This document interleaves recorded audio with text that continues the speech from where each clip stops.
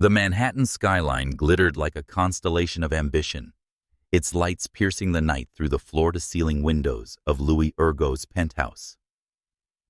At 40, Louis was the epitome of success, a white billionaire CEO of Ergo Technologies, a titan in the world of artificial intelligence.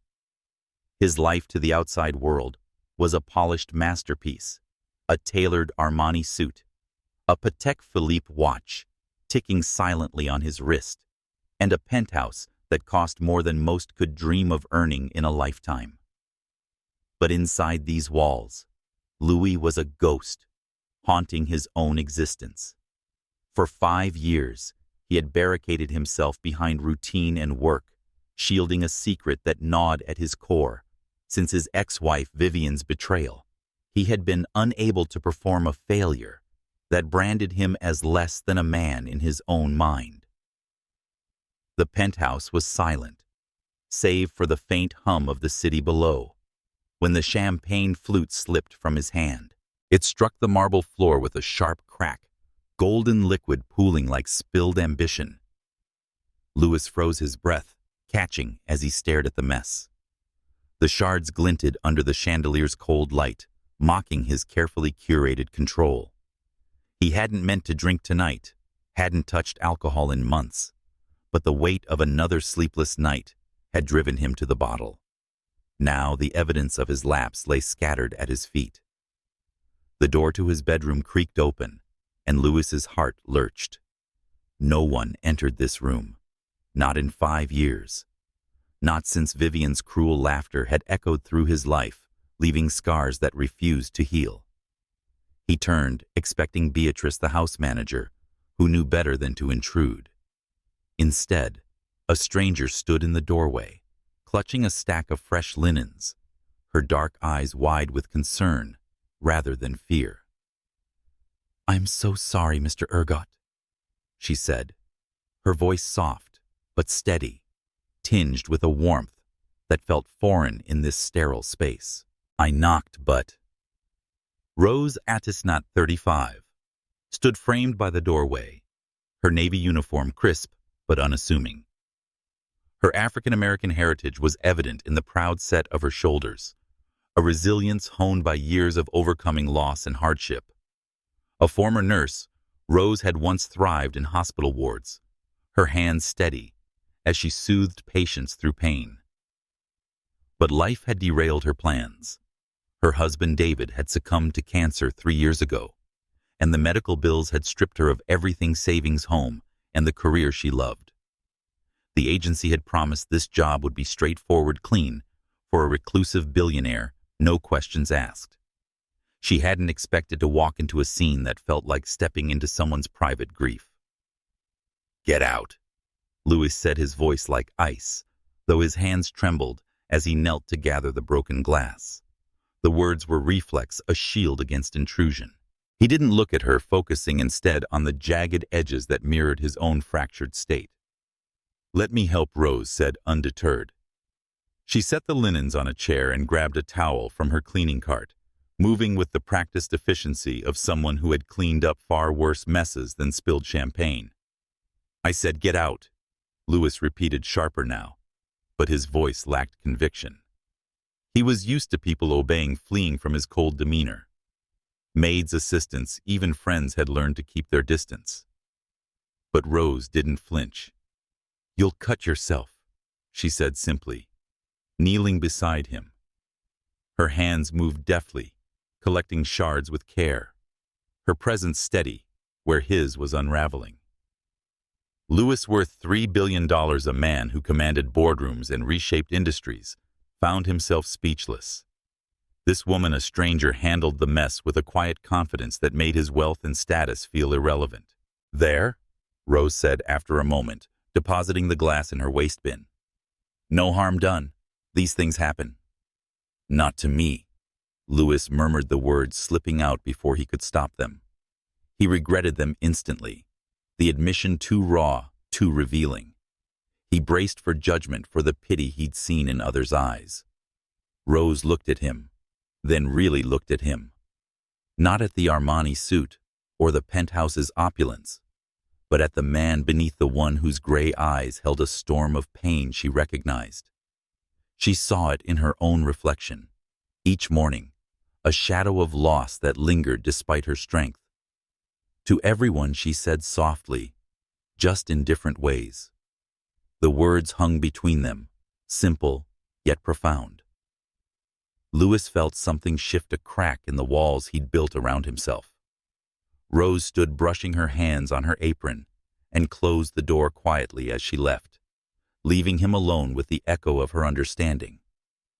For the first time in years, he didn't feel invisible. Rose hadn't planned to be a maid.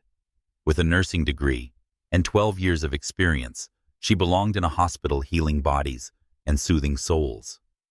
But David's illness had changed everything. She'd cared for him at home, watching the man she loved fade, until the end left her with nothing but memories and debt. The agency had been a lifeline promising quick cash for a woman running from grief. She'd expected a billionaire like Louis Ergo to be arrogant, perhaps predatory, like her last employer who'd made crude advances. Instead, she found a man whose pain mirrored her own hidden behind a fortress of wealth. In the kitchen, Beatrice, the house manager, eyed her as she returned. "Everything all right?" she asked, stirring a pot of soup. "Fine," Rose replied, setting down her cleaning cart. "Just startled Mr. Urgot." Beatrice snorted, her graying curls bouncing. "That man startles at shadows. 5 years I've worked here and he's like a ghost. No visitors, no life, just work and this empty palace. No women." Rose asked, curiosity piqued despite herself. "Not since the divorce," Beatrice said, lowering her voice. "Whatever that ex-wife of his did, it broke something in him. Man's got everything but lives, like a hermit. An angry hermit." Rose thought of Louis's trembling hands, the way he'd said, "Not to me," as if perfection was a cage. She understood cages. After David's death, she'd built her own, filling her days with routine to keep the grief at bay. But something about Louis's vulnerability, the rawness in his eyes, stayed with her as she cleaned the rest of the penthouse that day. The next morning, she knocked firmly before entering his bedroom. He was gone, likely buried in his office at Urgot Technologies. But the bed looked untouched, the sheets barely rumpled. On the nightstand, a note in precise handwriting caught her eye. "Thank you for yesterday." Rose smiled despite herself. So, the angry hermit had manners. As she dusted the room humming a gospel tune her grandmother used to sing, Rose felt a flicker of hope. Not for anything grand, but for the possibility that this job, this place, might be more than just a means to survive. She didn't know Louis Ergot's story, but she knew pain and she knew healing. Maybe, just maybe, she could help clean more than his penthouse. Louis, meanwhile, sat in his office downtown, the city sprawling beneath him. He couldn't shake the image of Rose's steady hands, her calm voice, cutting through his chaos. For 5 years, he'd avoided connection, convinced his brokenness made him unworthy. But her words, to everyone just in different ways, echoed in his mind, a quiet challenge to the prison he'd built. He didn't know her, didn't even know her name yet, but for the first time in years, he wanted to believe in possibilities. The scent of lemon polish lingered in the air as Rose Attisnat moved through the cavernous halls of Louis Ergot's penthouse, her cleaning cart rattling softly over the polished floors. It was her 3rd day on the job, and the rhythm of her work dust-wipe fold felt like a familiar anchor, grounding her in a world that had once crumbled. The penthouse, with its stark white walls and minimalist furniture, was a far cry from the cozy Harlem apartment she'd shared with her late husband David. Yet as she polished a glass coffee table, her reflection blurred by streaks of cleaner, she felt a quiet strength. This job was temporary, a stepping stone to reclaim the life she'd lost, and she carried that resolve like a shield. Rose's hands, calloused from years of suturing wounds and comforting patients, moved with precision. She'd once thrived in the chaos of an emergency room, her calm demeanor a beacon for those in pain. But David's diagnosis had changed everything. Months of hospital visits, chemotherapy, and sleepless nights had drained her savings and her spirit. When he passed, the medical bills arrived like a second blow, forcing her to sell their home and abandon nursing for quicker cash. The agency had promised discretion and good pay at Ergot's penthouse, but they hadn't mentioned the man himself. His guarded eyes, his trembling hands, the weight of a pain she recognized but couldn't yet name. As she vacuumed the living room, Rose hummed a melody her grandmother used to sing, a soulful tune passed down through generations. The notes filled the sterile space, softening its edges.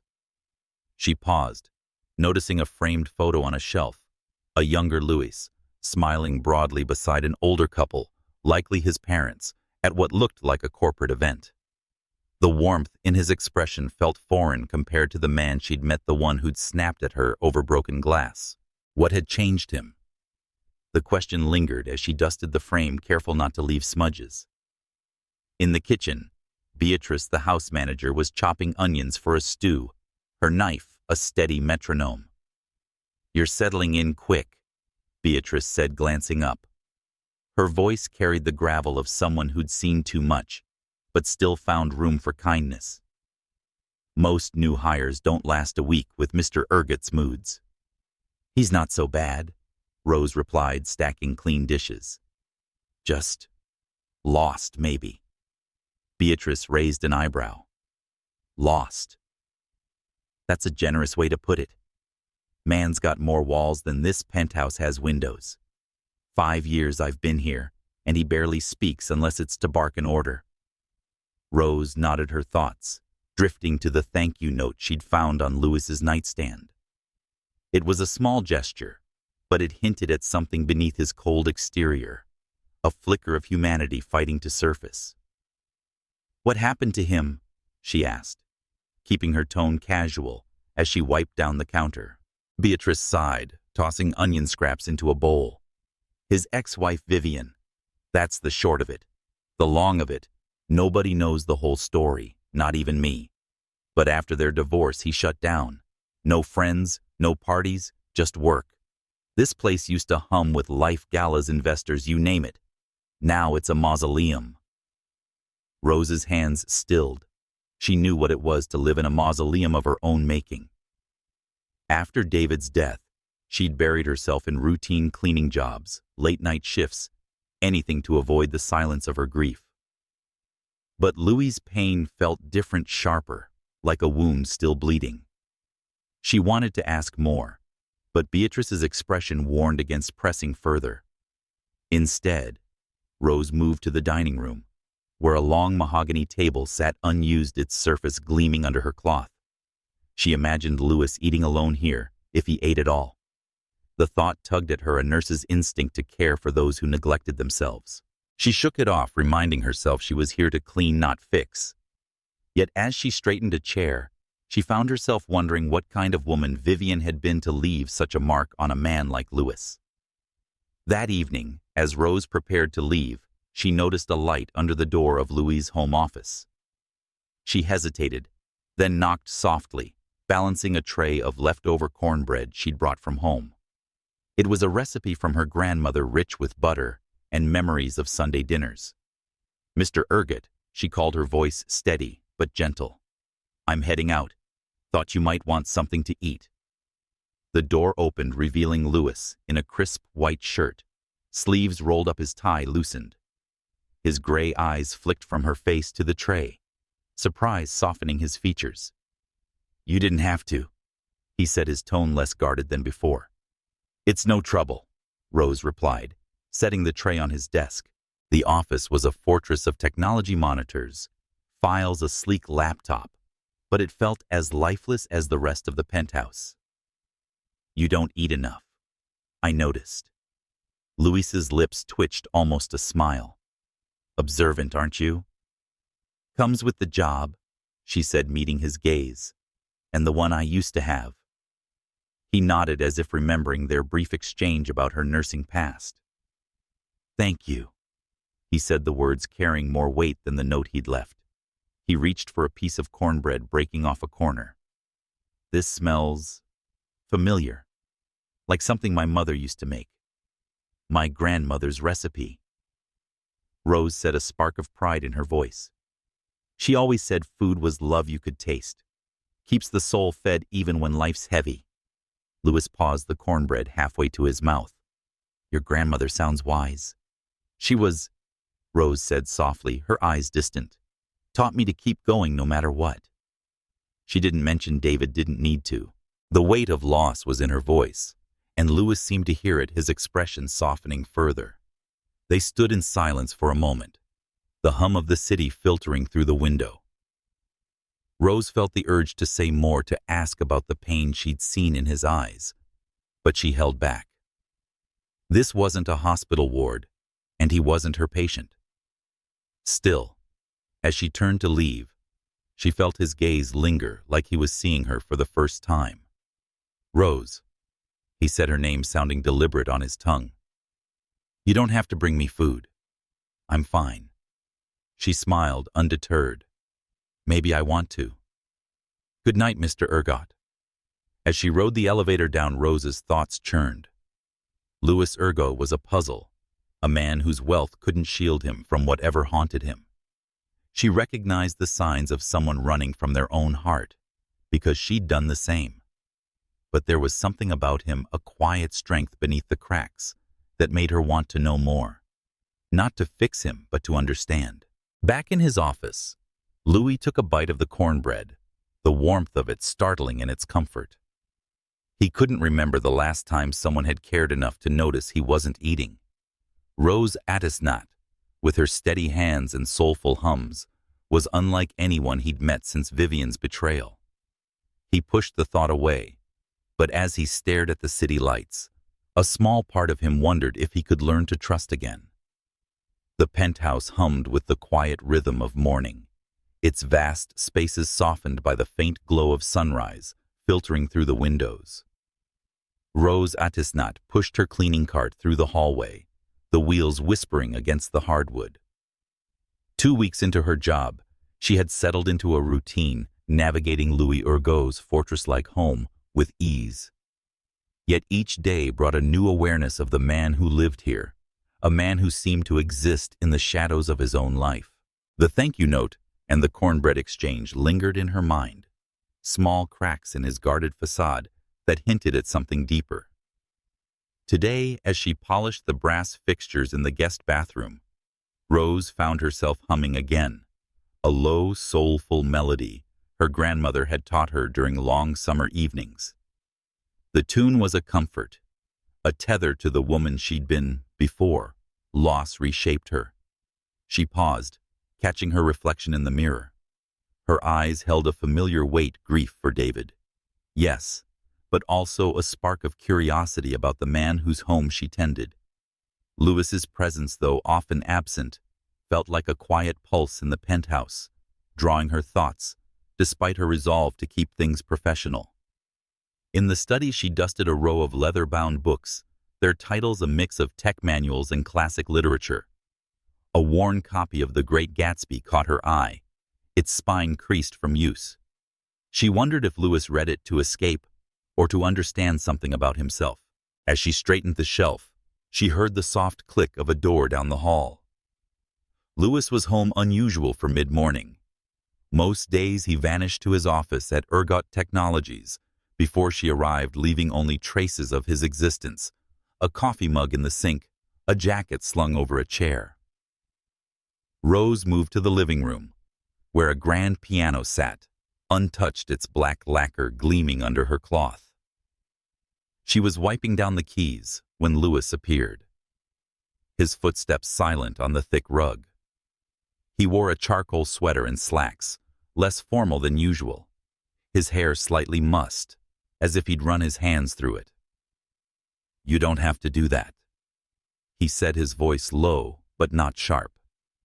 "The piano hasn't been played in years."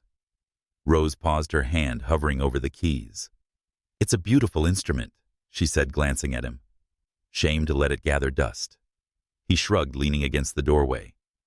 "It was my mother's. She thought I'd learn to play, but I never had the patience." His tone was casual, but his eyes lingered on the piano, a flicker of nostalgia, softening their usual intensity. Rose smiled, sensing an opening. "My grandmother tried to teach me the organ once. Said music could heal what words couldn't. I was terrible at it, but I loved her for trying." She ran her cloth along the piano's edge, her movements deliberate. "Maybe you'll play it someday." Louis's lips twitched, not quite a smile. "Doubtful. I'm better with code than chords." He hesitated, then added, "You hum a lot. It's nice." The compliment caught her off guard, simple yet unguarded. "Habit," she said, meeting his gaze. "Keeps me grounded. You should try it sometime." He let out a soft huff, almost a laugh. "I'd scare the neighbors." But he didn't retreat to his office as she'd expected. Instead, he lingered, watching as she moved to the windows, cleaning the glass with steady strokes. The silence between them wasn't uncomfortable, but it carried a weight, like two people testing the strength of a fragile bridge. Rose broke the silence first. "You're home early today," she observed, keeping her tone light. "Everything okay?" "Board meeting canceled," Louis said, crossing his arms. "Thought I'd work from here instead." He didn't mention the sleepless night that had driven him back to the penthouse, the gnawing anxiety that made crowded boardrooms unbearable. But Rose noticed the faint shadows under his eyes, the way his shoulders tensed, as if braced for an unseen blow. "Well, it's nice to see you," she said, surprising herself with her honesty. "This place feels less like a museum when you're around." Louis raised an eyebrow, caught off balance. "A museum?" "Too quiet," she clarified, gesturing to the pristine room. "Like it's waiting for someone to live in it." He didn't respond immediately, his gaze drifting to the city beyond the windows. "Maybe it is," he said finally, so quietly she almost missed it.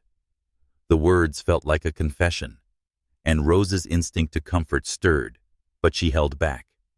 She wasn't here to pry, only to clean, and yet she couldn't ignore the pull of his quiet pain.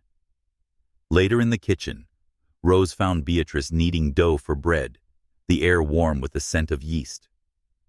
"He spoke to you today," Beatrice said, not looking up. "That's new." Rose shrugged, rinsing a sponge. "Just small talk.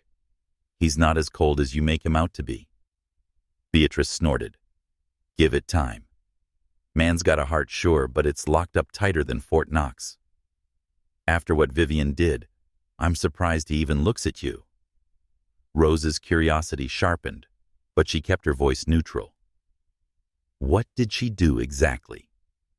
She'd heard snippets from Beatrice before, but the details remained vague, like pieces of a puzzle she couldn't quite fit together. Beatrice hesitated, her hands pausing in the dough. Let's just say she wasn't kind, left him humiliated, broken in ways money can't fix. He hasn't been the same since.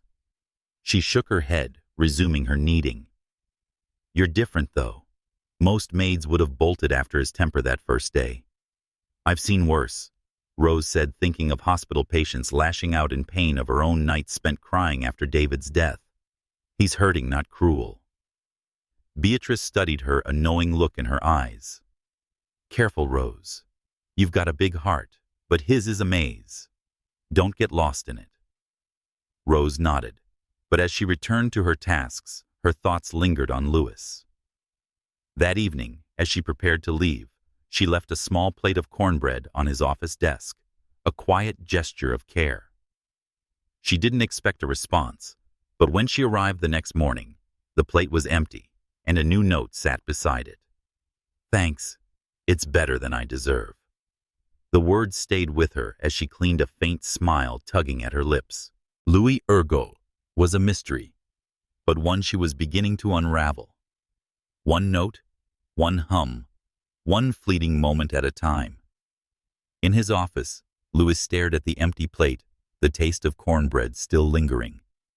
For the first time in years, he felt the stirrings of something unfamiliar. Hope, perhaps, or the ghost of a connection he'd thought long dead. The penthouse was bathed in the soft glow of late afternoon, the city's hum, a distant murmur beyond the thick windows. Rose Attisnat glided through the dining room, her cloth tracing the grain of the mahogany table, its surface reflecting the fading light like a still lake. 3 weeks into her job, she had grown accustomed to the rhythm of Louis Ergote's home, its quiet spaces, its unspoken rules. The notes he left, the empty plates she found after sharing her grandmother's cornbread, had become a silent dialogue, a thread of connection she hadn't anticipated. Yet she kept her distance, wary of crossing lines in a place where boundaries felt as solid as the marble floors. As she moved to the library, dusting a row of encyclopedias, Rose's thoughts wandered. She hummed a quiet tune, a spiritual her grandmother used to sing during Sunday suppers, its melody a balm for the ache that still surfaced when she thought of David. The library, with its towering shelves and leather armchairs, felt like a sanctuary, though she wondered if Louis ever used it. The books were pristine, but a few bore signs of wear, a dog-eared page, a faint pencil mark, as if someone had once sought solace here.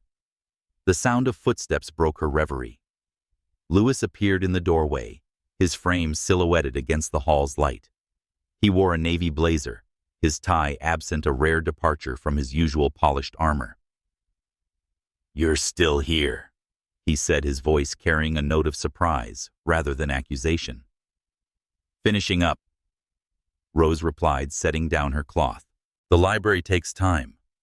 Lot of books to keep dust-free." He nodded, stepping inside, his hands in his pockets. "I used to read here. Before." The word hung heavy a door to a past he rarely opened. Rose waited, sensing he wanted to say more but wasn't sure how. Before what she asked gently, her nurse's instinct guiding her tone. She leaned against the shelf, giving him space to answer or retreat. Louis hesitated, his gaze drifting to a shelf where a first edition novel sat. Before things got complicated, he said finally, "My ex-wife, Vivian. She didn't care for books. Said they were a waste of time when you could buy answers with money." Rose's lips quirked a wry smile. "My grandmother would have said money can't buy wisdom. Or a good story." He met her eyes, a flicker of amusement softening his features. "Your grandmother sounds like she'd have put Vivian in her place." "She'd have tried," Rose said, her smile widening. She had a way of seeing through people, cutting to the truth. She paused, then took a risk. "You don't strike me as someone who wastes time. So why avoid this room?" Louis's expression shifted, a shadow crossing his face. He moved to an armchair, sinking into it, as if the weight of her question pressed him down. "It's not the room," he said quietly. "It's what it reminds me of. Vivian. She had a way of making me feel small, useless even, especially when I couldn't." He stopped, his jaw tightening as if the words were a betrayal. Rose's heart clenched, recognizing the edge of shame in his voice. She'd heard it before in patients who felt their bodies had failed them. She sat in the chair opposite him, her hands folded in her lap. "You don't have to say it," she said softly. "But whatever she made you feel, it wasn't the truth." He looked at her, his gray eyes searching as if testing whether she meant it. "She made it public." He said the words raw. "Sent a video to my colleagues mocking me, my shortcomings, during a board meeting. I heard her laughter through my earpiece, while everyone pretended not to notice." The confession hung between them, heavy with humiliation. Rose's instinct was to reach out, but she stayed still, letting him set the pace.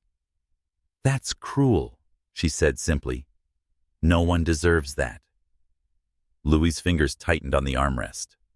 "I thought I did. For failing her. For not being enough." Rose shook her head, her voice firm but kind. "No one fails at being human. Bodies, hearts, they don't always do what we want. That's not failure. It's life. He studied her as if her words were a language he was trying to learn. You sound like you've seen it before. I have, she said, her gaze steady. I was a nurse, saw people at their worst, their most vulnerable. And before that, she hesitated, the memory of David rising like a tide. My husband got sick. Cancer. I took care of him, watched him fight until there was nothing left to fight for. I felt like I failed him too, because I couldn't save him. But I learned you can't carry that weight forever. It'll crush you. Lewis's expression softened, a flicker of understanding in his eyes. You lost him, he said, not a question, but a recognition. How do you keep going? Day by day, Rose said, her voice quiet but steady. Some days, it's the little things: cooking a meal, humming a song, helping someone else. Keeps the grief from winning. She leaned forward slightly. What keeps you going, Lewis? He looked startled, as if no one had asked him that in years. Work, he said after a pause. It's predictable. Code does what I tell it. No judgment, no betrayal. But no comfort, either. Rose said gently. You deserve more than that. He didn't respond, but his silence wasn't cold. It was thoughtful, as if her words had stirred something long buried. He stood, moving to the window, the city sprawling below like a map of his empire. You're not like the others, he said finally. The other maids, they didn't see me. Just the job. Rose stood, picking up her cloth. I see you, she said simply. Not the CEO, not the penthouse, just you. She moved toward the door, then paused. And for what it's worth, Vivian was wrong. You're not small. You're just healing. She left him standing by the window, the weight of her words lingering. In the kitchen, Beatrice was wiping down counters, her sharp eyes catching Rose's expression. You look like you've been talking to him again, she said, half teasing, half wary. Just listening, Rose replied, stacking her supplies. He's got a lot to say if you let him. Beatrice shook her head. You're braver than most, girl. Just don't get too close. He's not the kind to let people in. Rose didn't argue. But as she left the penthouse, the evening air cool against her skin, she felt a shift. Lewis's confession, her own openness. They were small steps, but they felt like the beginning of something. In his office, Lewis sat at his desk, staring at the empty cornbread plate from the day before. Rose's words echoed. You're not small. You're just healing. For the first time in years, he wondered if healing was possible. The penthouse kitchen glowed under the soft light of pendant lamps, the air thick with the aroma of simmering greens and warm cornbread. Rose Attisnut stood at the stove stirring a pot of collard greens, the recipe a cherished gift from her grandmother's Sunday table. A month into her job, the penthouse had begun to feel less like a fortress and more like a space where life could take root. Her routine with Louis Urgo had settled into a quiet dance, her cleaning, his working, their paths crossing in fleeting moments that carried more weight each day. The notes he left, the empty plates she retrieved, had woven a thread of trust, fragile but growing stronger. Tonight she'd decided to cook again, not just for herself, but for him. She'd noticed the untouched takeout containers in his fridge, the way his suits hung looser on his frame. As a nurse, she'd seen neglect masquerade as busyness, and Louis wore it like a second skin. She added a pinch of smoked paprika to the greens, the scent stirring memories of family gatherings, laughter echoing over plates piled high. The kitchen, with its sleek appliances and granite counters, felt warmer with each dish she prepared, as if her presence was coaxing life into the sterile space. Louis appeared in the doorway, his footsteps hesitant, as if he wasn't sure he belonged in his own kitchen. He wore a simple black sweater, his usual polish softened by the late hour. "Smells good," he said, his voice low, almost cautious. He leaned against the counter watching her with a curiosity that had become familiar. "Hope you're hungry," Rose replied, glancing over her shoulder. Collard greens, cornbread, and some baked chicken. Nothing fancy, just good food. He raised an eyebrow, a faint smile tugging at his lips. "You're feeding me again. This is becoming a habit." "A good one, I hope," she said, plating the food with care. "You can't run a company on coffee and air." "Sit." Louis hesitated, then pulled out a stool at the kitchen island, his movements stiff but compliant. Rose set a plate before him, the steam rising in lazy curls. She joined him her own plate, simple but identical. A deliberate choice to share the meal rather than serve it. The silence between them was comfortable, punctuated by the clink of forks and the hum of the city outside. "This is—" Louis paused, taking a bite of the greens, his eyes closing briefly. "Better than anything I've eaten in months." Rose smiled, her pride tempered by modesty. "My grandmother always said a good meal feeds more than the body. Figured you could use a little of that." He nodded, his gaze softening as he took another bite. "You talk about her a lot. She must have been something." "She was," Rose said, her fork pausing. "Taught me how to find joy in the small things, even when life's falling apart. Cooking was her way of holding us together. She didn't mention the night she'd cooked alone after David's death, the act a lifeline to keep her anchored." Louis set down his fork, his expression thoughtful. "I don't remember the last time I ate like this. Not just the food, but sitting with someone. It's been a while." Rose met his eyes, sensing the weight behind his words. "You don't have to eat alone," she said gently. "Not anymore." The statement hung between them, simple yet loaded. Louis looked down at his plate as if grappling with the idea of connection. "I got used to it," he said quietly.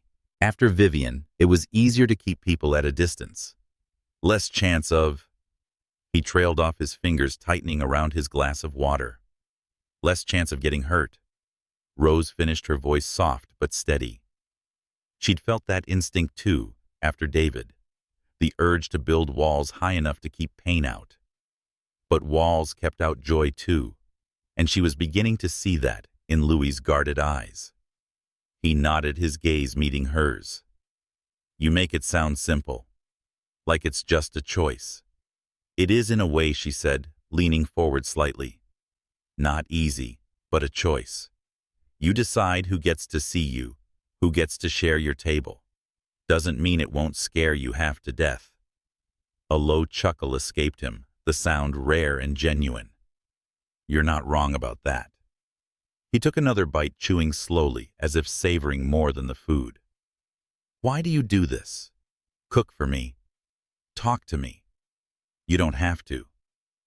Rose considered the question, her fork tracing patterns in her greens. "Because I know what it's like to feel alone even in a room full of people. And because you're not just my boss. You're someone who deserves a good meal, a little kindness." She smiled, lightening the moment. "Plus, I like cooking. Keeps my hands busy and my heart full." Louis's eyes held hers, a flicker of something, gratitude perhaps, or hope passing through them. "You're good at it," he said, his voice softer now. "Not just the cooking. The seeing people part." She shrugged, brushing off the compliment. "Years of practice. You don't get through nursing without learning how to read a room or a person." They ate in silence for a while, the act of sharing a meal weaving a quiet intimacy. Rose noticed the way Louis's shoulders relaxed, the tension he carried like a second skin easing with each bite. She felt it too, a lightness she hadn't known in years, as if the simple act of eating together was stitching something back together in her heart. As they finished, Louis pushed his plate aside, his fingers lingering on the edge. "I used to cook," he said, almost to himself. "In college, before everything got complicated. Nothing like this, just basic stuff. Vivian hated it.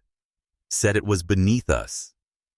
Rose's lips pressed into a thin line, a spark of indignation flaring.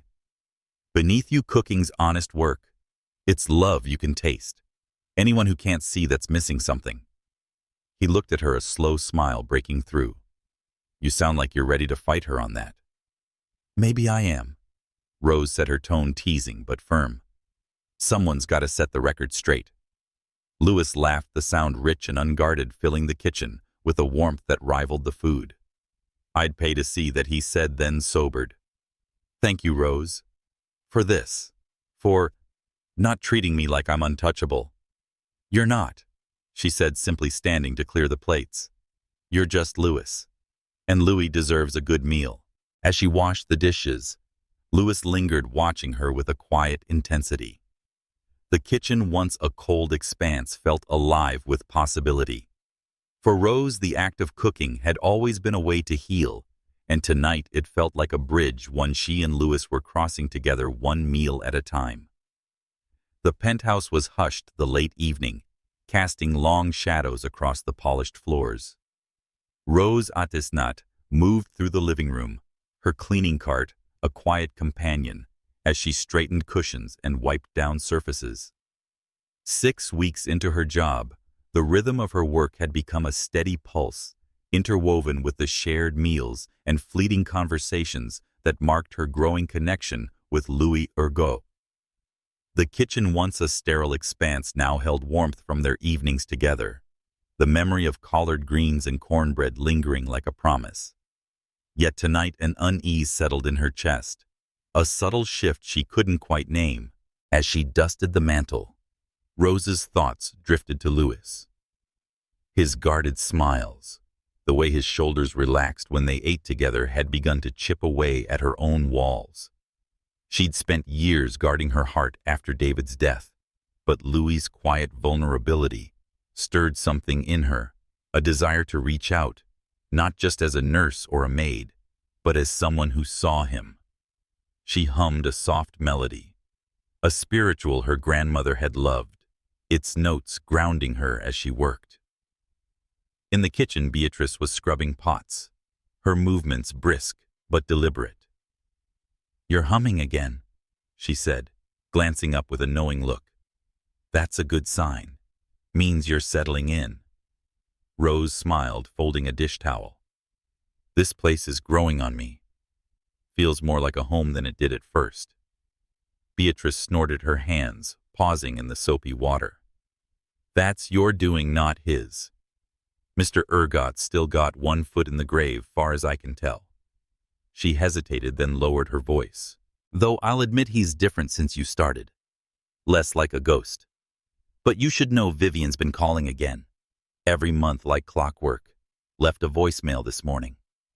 Rose's fingers stilled on the towel, her stomach tightening. Vivian, Louis's ex-wife, was a shadow that loomed over their conversations.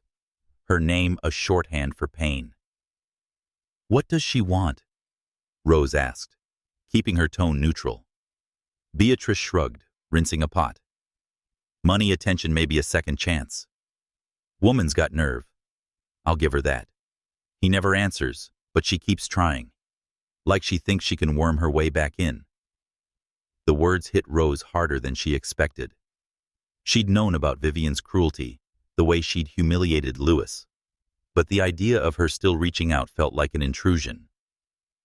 He doesn't talk about her, Rose said, her voice steady despite the unease. Does he ever seem like he's considering it? Beatrice studied her, her eyes sharp.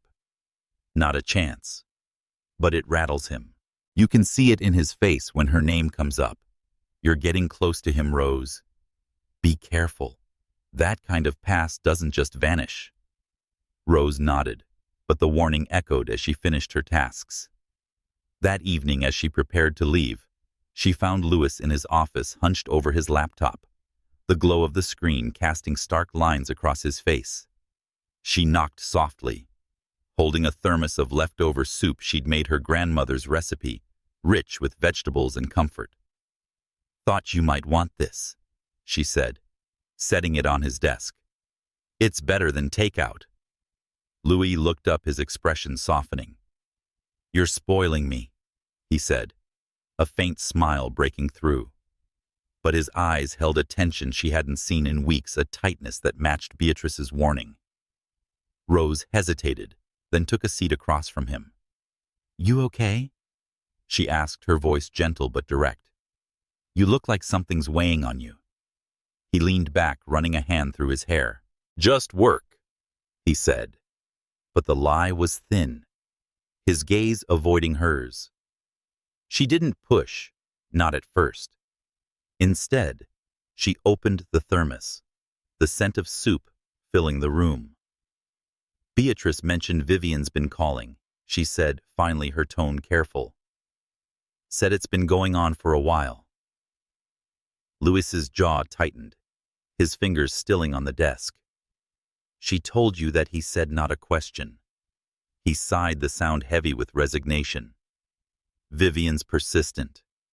Always has been. Doesn't mean anything." "It means something if it bothers you," Rose said, leaning forward. "You don't have to carry that alone." He met her eyes, a storm brewing in his gaze. "What do you want me to say, Rose? That she calls to remind me of everything I failed at, that? Every voicemail feels like a knife twisting." His voice was low, raw, the words spilling out like a dam breaking.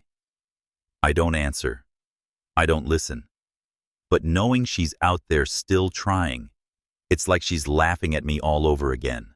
Rose's heart ached, but she kept her voice steady. "She's not here, Louis. She doesn't get to define you anymore. But maybe you need to tell her that. Not for her sake, for yours." He stared at her, the idea seeming to catch him off guard. "You think I should talk to her? After everything, I think you deserve to close that door." Rose said, her words firm but kind. "You're carrying her shadow, and it's heavy. You don't have to forgive her, but you can free yourself." Louis's fingers drummed on the desk, a restless rhythm. "What if it makes it worse? What if hearing her voice drags me back to that place?" Rose reached across the desk, her hand resting lightly on his. "Then you come back to this place," she said, her voice soft but certain. "To this moment, this room where you're not alone. I'll be here." The touch was brief, but it grounded him, his hand stilling under hers. He looked at her, his eyes searching, as if trying to believe her words. "You're too good at this," he said, a faint smile breaking through. "Seeing people, making them feel seen." "It's not about being good," Rose said, pulling her hand back, but holding his gaze. "It's about knowing what it's like to carry something heavy and wishing someone would help you set it down." They sat in silence, the thermos of soup a quiet witness to their exchange. Louis's shoulders eased, the tension draining, as if her presence were a balm. "I'll think about it," he said finally, facing her. "Not tonight, but soon." Rose nodded, standing to leave. "When you're ready," she said.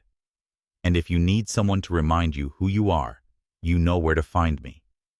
As she left the penthouse, the night air sharp against her skin, Rose felt a mix of relief and resolve. Louis's pain was a mirror to her own, but their shared moments, the meals, the conversations, were building something new. In his office, Louis stared at the thermos, the warmth of the soup a reminder of Rose's care. For the first time, the idea of facing Vivian felt less like defeat and more like a step toward freedom. The penthouse felt colder tonight, its sleek surfaces reflecting the city's restless glow through towering windows. Rose Atisnat moved through the foyer, her cleaning cart a familiar companion, though her mind was far from the task at hand. 7 weeks into her job, the quiet rhythm of her work had been disrupted by a storm she hadn't seen coming. Her connection with Louis Ergo had grown steadily through shared meals, candid conversations, and a fragile trust that felt like a lifeline for them both. But this morning, everything had changed. A grainy photo snapped by some passerby had surfaced online. Louis helping her carry grocery bags. His smile unguarded, her laughter caught mid-moment. The headlines followed like vultures. Tech Titan's secret romance, with Maid Ergot's rebound, love or scandal. Rose paused at the staircase, her cloth idle in her hand. The media frenzy had spiraled, with blogs dissecting her life, speculating about her motives. Some called her a gold digger, others a convenient distraction for a CEO under pressure. She'd faced judgment before whispers about her choices after David's death. But this felt different, sharper, like a blade aimed at the quiet hope she and Louis had been building. She hummed a faint tune, a spiritual her grandmother had leaned on during hard times, its notes steadying her nerves. In the kitchen, Beatrice was slicing apples, her knife moving with practiced precision. "You've seen the news, I take it," she said, her voice low, laced with concern. "They're tearing into you both. Never thought I'd see Mr. Ergot trending for something other than a merger." Rose nodded, wiping down the counter. "It's noise," she said, though the words felt hollow. "People always talk when they don't understand." Beatrice's eyes softened, but her tone was firm. "Noise can hurt, Rose. The board's in a tizzy. They called an emergency meeting, want to assess the situation. Sounds like they're circling." Rose's stomach tightened.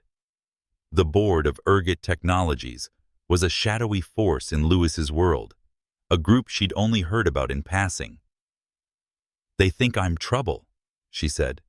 Not a question. "They think you're a risk," Beatrice corrected, setting down her knife.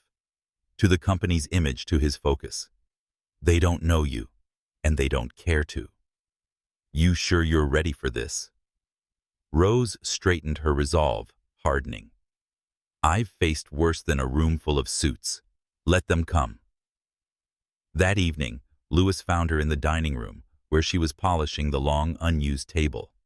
He looked worn, his usual crisp attire replaced by a rumpled shirt, his eyes shadowed with worry. "You've seen the headlines," he said, his voice heavy. "I'm sorry, Rose. I never meant for you to get dragged into this." She set down her cloth, meeting his gaze. "You didn't take that photo. You didn't write those stories. This isn't your fault." He paced, his hands clenched. "It's my world. I should have known better. The media, the board, they're vultures. They'll dig into your life, twist everything. I should have kept my distance." Rose stepped closer, her voice steady. "You think hiding would have stopped this? People see what they want to see. Let them talk. What matters is what we know." He stopped, turning to face her. "And what do we know?" His tone was raw, a mix of fear and hope, as if he needed her to anchor him. "We know this," she said, gesturing between them. "This connection, this trust. They can't touch that unless we let them." Louis's shoulders slumped, but his eyes held hers, searching. "The board wants to meet you," he said. "Tomorrow. They're calling it a discussion, but it's an interrogation. They'll try to scare you off, maybe even offer you money to disappear." Rose's lips curved, a spark of defiance in her smile. "They can try. I've dealt with scarier things than corporate types. I have an idea, though." He raised an eyebrow, wary but curious. "What kind of idea?" "Dinner," she said simply. "I'll cook for them. My grandmother's recipes. Show them who I am, not who they think I am. Food has a way of cutting through nonsense." Louis stared, a mix of disbelief and admiration crossing his face. "You want to cook for the board? These people dine at 5-star restaurants. They're not going to be swayed by a home-cooked meal. Watch me."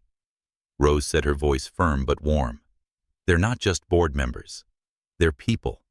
And people need to eat to feel cared for. I'm not trying to impress them.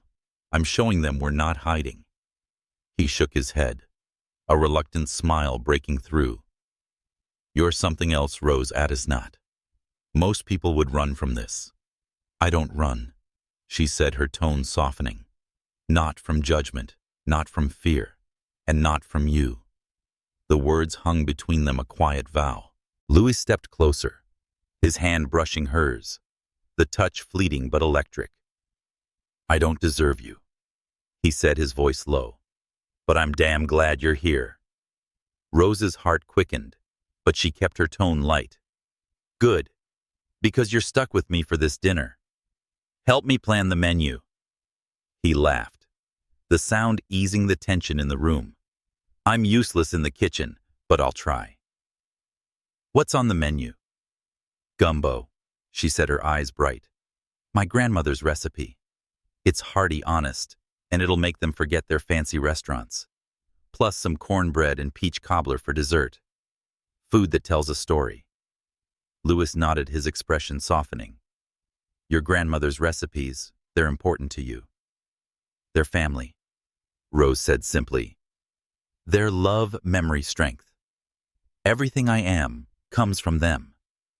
They spent the next hour planning Louis, scribbling notes. As Rose described the dishes, her voice alive with pride. The act of planning, of facing the scrutiny together, felt like a stand against the world's judgment. As Rose left the penthouse, the night air sharp and clear, she felt a surge of determination. The board could question her, the media could speculate, but she knew who she was, and she was starting to believe Louis did too. In his office, Louis stared at the notes, Rose's words echoing, "We're not hiding." For years, he'd let shame dictate his life, but her defiance, her unwavering belief in their connection, was a light he hadn't known he needed. Tomorrow, they'd face the board together, and for the first time, he felt ready to fight for something other than his company. The boardroom of Ergot Technologies was a fortress of glass and steel, its long table gleaming under harsh fluorescent lights. Rose Attesnat stood at the head of the room, her navy uniform replaced by a simple blouse and skirt, her hands steady as she arranged platters of steaming gumbo, golden cornbread, and peach cobbler. The air was thick with the rich aroma of smoked sausage and spices, a stark contrast to the sterile corporate setting. 8 weeks into her job, Rose had grown accustomed to Louis Ergot's penthouse, but this was uncharted territory, a room full of skeptical executives ready to dissect her presence in Louis's life. Yet, as she set out bowls, her resolve was unshaken. Rooted in the lessons of her grandmother, food could bridge divides, reveal truths, and silence doubters. The board members filed in their tailored suits and guarded expressions, a wall of privilege. Louis stood by her side, his posture rigid, his eyes scanning the room for threats.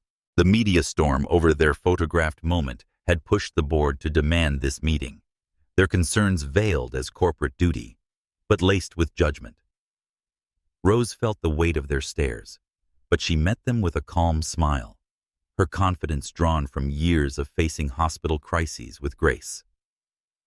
Ms. Attesnat, said Harrison, the lead board member. His voice clipped as he took his seat. This is unconventional. His eyes flicked to the platters, a mix of curiosity and skepticism in his gaze.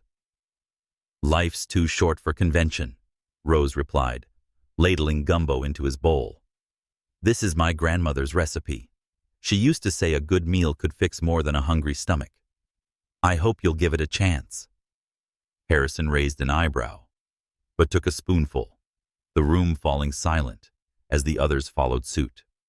Margaret Chen, the only woman on the board, sniffed the cornbread appreciatively. My mother made something like this, she said, her tone softening. Brings back memories. Rose nodded, moving around the table to serve each member. That's the point of good food, she said. It reminds us we're human, no matter where we sit.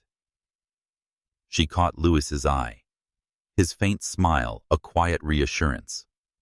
He'd been skeptical of her plan to cook for the board, but he'd trusted her, and that trust fueled her now. As they ate, the board's initial stiffness eased the warmth of the meal, loosening tongues. Rose took her seat beside Louis, her hands folded, but her presence commanding. "I know you have questions," she said, her voice clear and direct. "About me, about us. I'm here to answer them." Harrison set down his spoon, his gaze sharp. "You understand our concern, Ms. Addisnat. Louis is the face of this company. His personal choices impact our image, our investors. We need to know your intentions." Rose's smile didn't waver. "My intentions. To care for someone who's been through more than most of you know. To build something real, not a headline.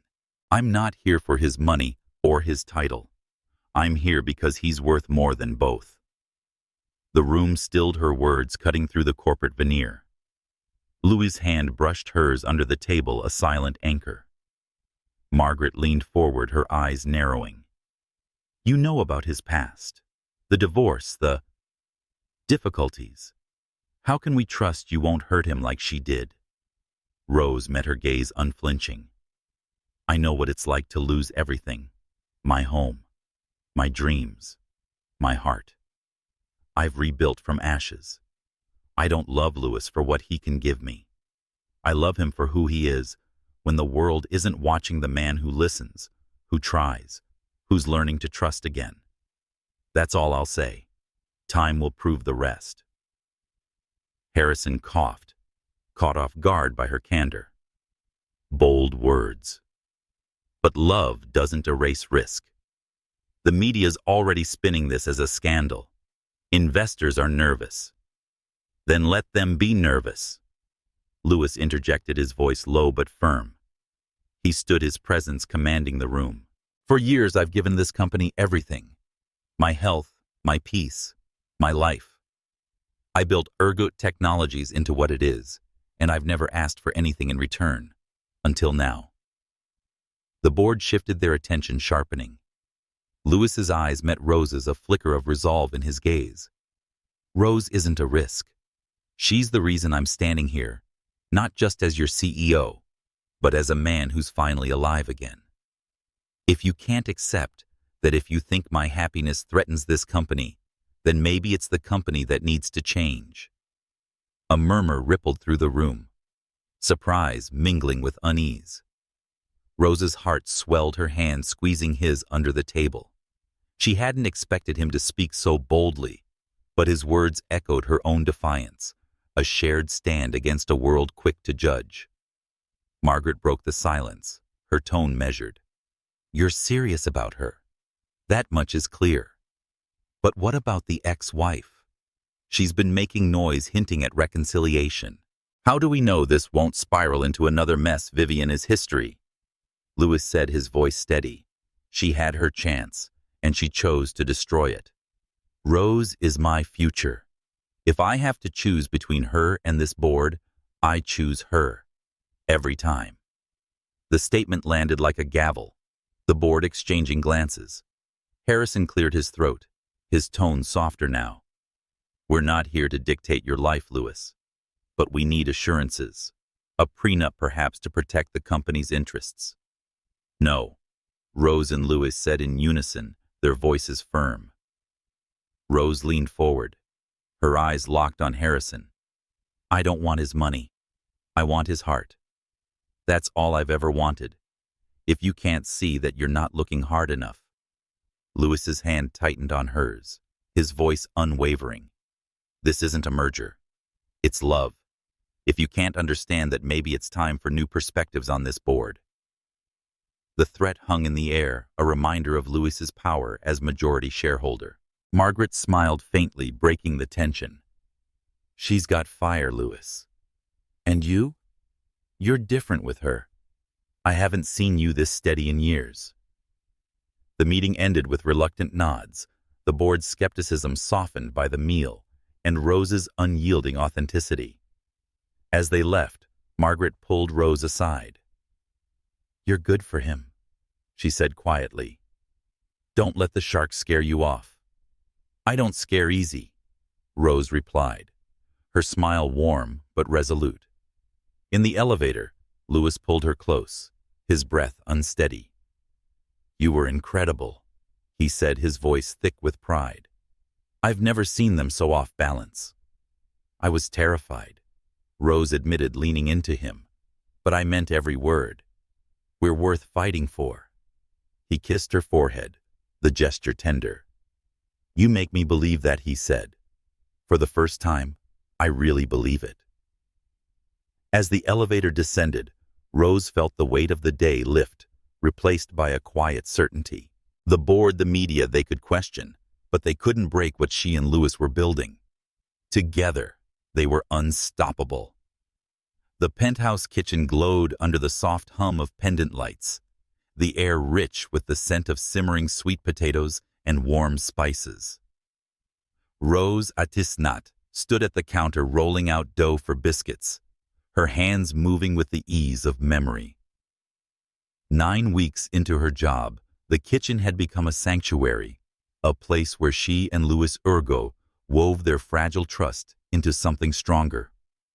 The media storm and the board's scrutiny had tested them, but their united front had silenced doubters, leaving only the quiet certainty of their bond. Tonight, as she prepared a simple dinner, Rose felt a lightness she hadn't known in years, her heart humming with a melody her grandmother might have called hope. Louis lingered nearby, chopping carrots with a clumsiness that made her smile. He'd insisted on helping, his usual polished demeanor softened by a faded sweater and a determined frown. I'm getting better at this, he said, holding up an unevenly sliced carrot, his tone teasing but proud. You're getting there, Rose replied, her eyes twinkling as she dusted flour from her hands. But don't quit your day job just yet. He laughed, the sound warm and unguarded, filling the kitchen with a joy that felt new yet familiar. Their evenings together had become a ritual, a space where words flowed easily, unburdened by the world's expectations. Rose had grown to cherish these moments, the clatter of pots, the shared laughter, the way Louis's eyes softened when he looked at her. She sensed a shift in him tonight, a nervous energy that flickered beneath his usual calm. As they finished cooking, Rose set the table with mismatched plates, a deliberate choice to keep things real. The biscuits were golden, the sweet potatoes glazed with honey, and a small salad added a touch of green. They sat across from each other, the city's lights sparkling beyond the windows, a backdrop to their quiet intimacy. Louis took a bite, his expression one of genuine appreciation. You've ruined me for restaurants, he said, his voice low. Nothing compares to this. Rose smiled, her fork pausing. It's just food, Louis. Made with care, that's all. It's more than that, he said, his gaze steady. It's you. Everything you do feels intentional, like you're giving a piece of yourself. Her heart quickened, caught off guard by his intensity. You make it sound grander than it is, she said, her tone light, but her eyes searching his. I'm just trying to keep us fed. He set down his fork, his hands resting on the table as if bracing himself. Rose, he said, his voice softer now, almost hesitant. You've done more than that. You've changed everything. For me. She tilted her head, sensing the weight behind his words. You've changed things for me too, she said, her voice gentle. I didn't expect to find this us when I started here. Louis's fingers twitched, as if reaching for something unseen. He stood, moving to her side of the table, his movements deliberate. I've been thinking about this for weeks, he said, his voice low but steady. About what we're building, what it means. I've spent years running from myself, from anything that felt real. But with you, I'm not running anymore. Rose's breath caught her hand stilling in her lap. She saw the vulnerability in his eyes, the same raw honesty she'd glimpsed in their earliest conversations. Louis, what are you saying? He knelt beside her, pulling a small velvet box from his pocket. The gesture was so unexpected, so unguarded that Rose's heart skipped. He opened the box, revealing a simple pearl ring, its luster soft and timeless. "This was my grandmother's," he said, his voice thick with emotion. "The only thing that felt right for you. Rose Addisnot, you've shown me that I'm more than my past, that love doesn't demand perfection. I want to spend the rest of my life with you, building healing, laughing over bad carrot slices. Will you marry me?"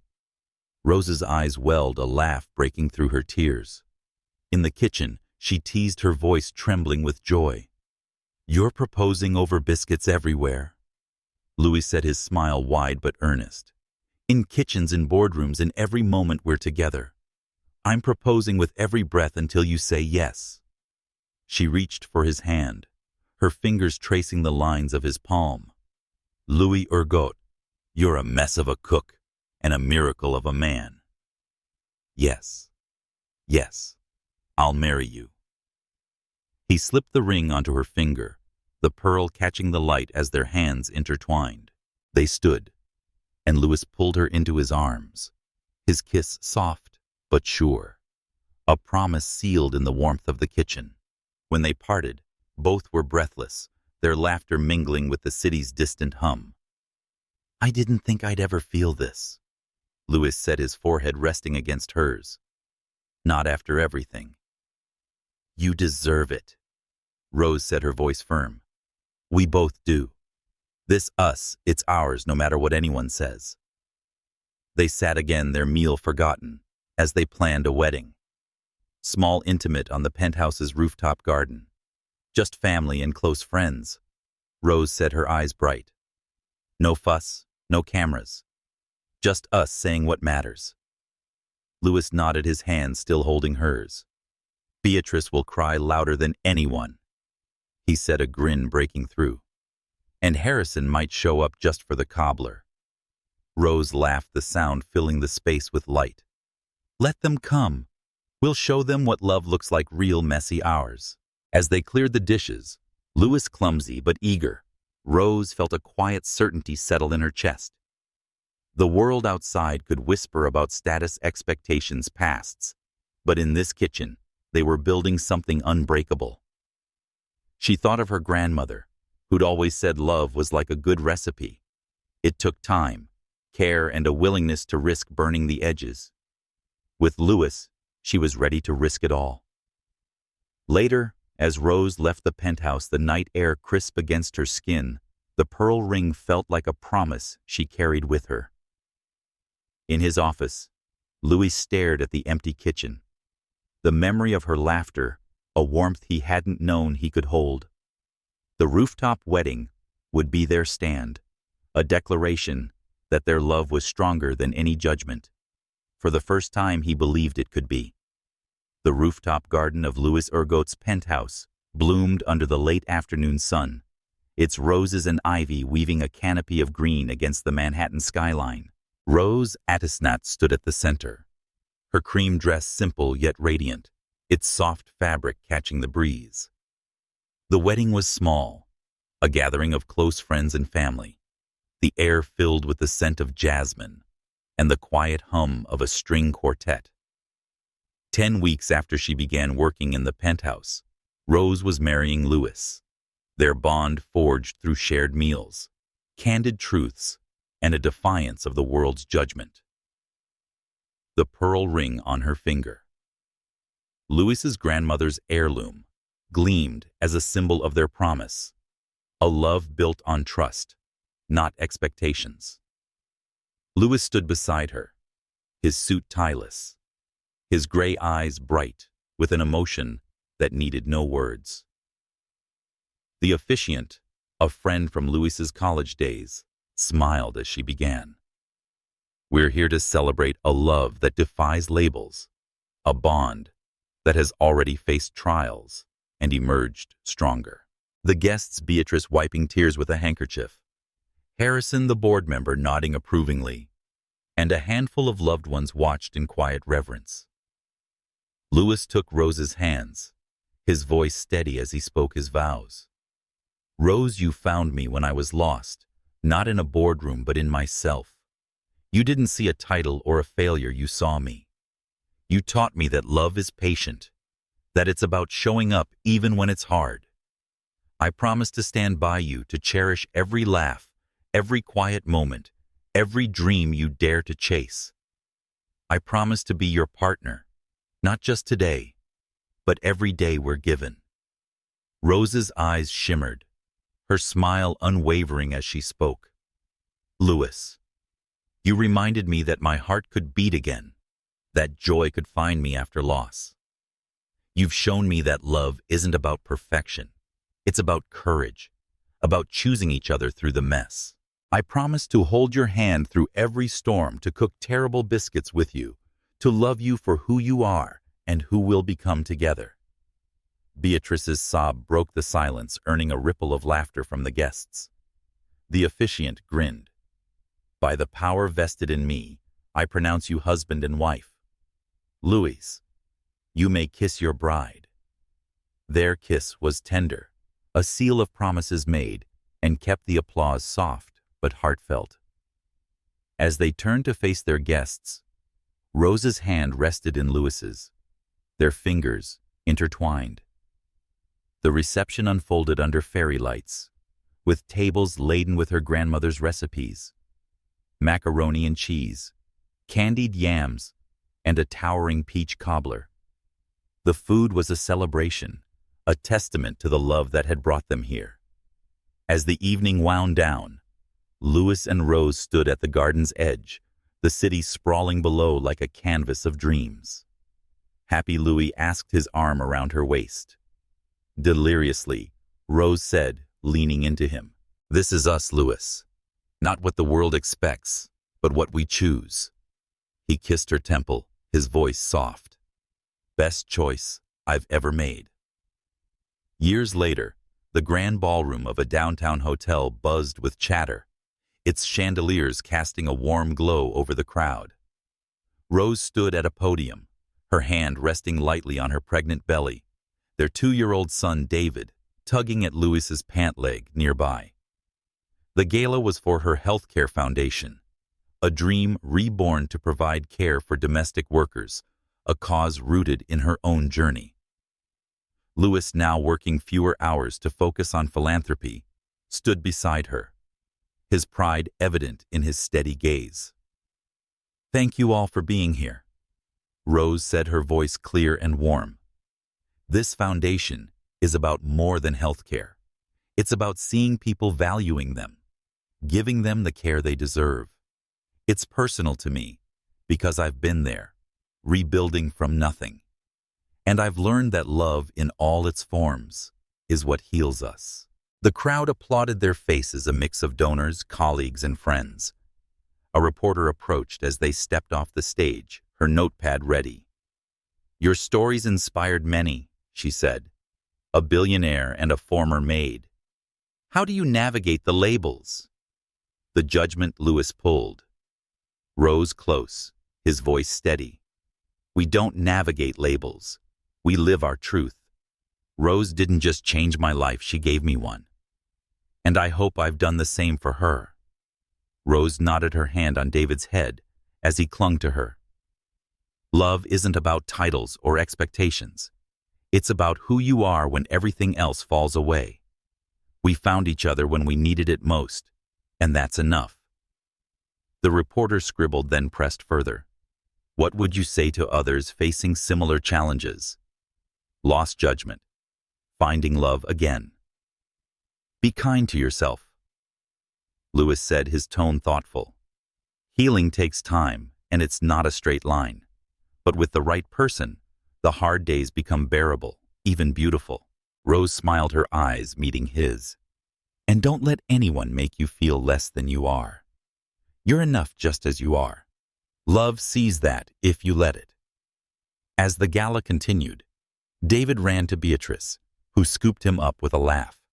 Harrison, now a friend, raised a glass in their direction, his earlier skepticism replaced by respect.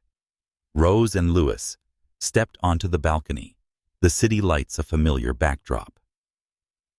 "What are you thinking?" Louis asked, his hand finding hers. Just how far we've come, Rose said, her voice soft. From that first day to this, a family, a foundation, a life I never dared dream of. Louis's fingers brushed the pearl ring, now joined by a simple wedding band. I was thinking the same. You gave me back pieces of myself I thought were gone. This, us David the baby on the way. It's more than I ever thought possible.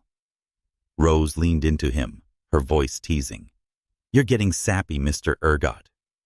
Guilty, he said, his grin wide. But only for you, Mrs. Ergot. They stood in silence, the city humming below, their son's laughter echoing from inside.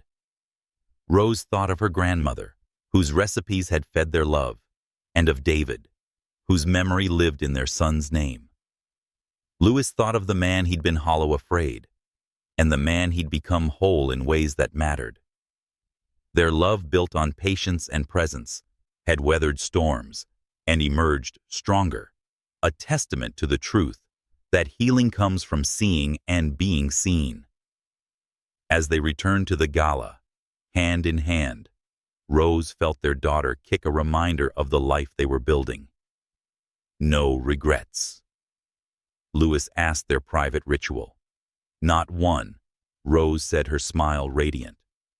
Just gratitude for you, for us, for this beginning. Louis pulled her close, his voice a whisper. Forever begins now.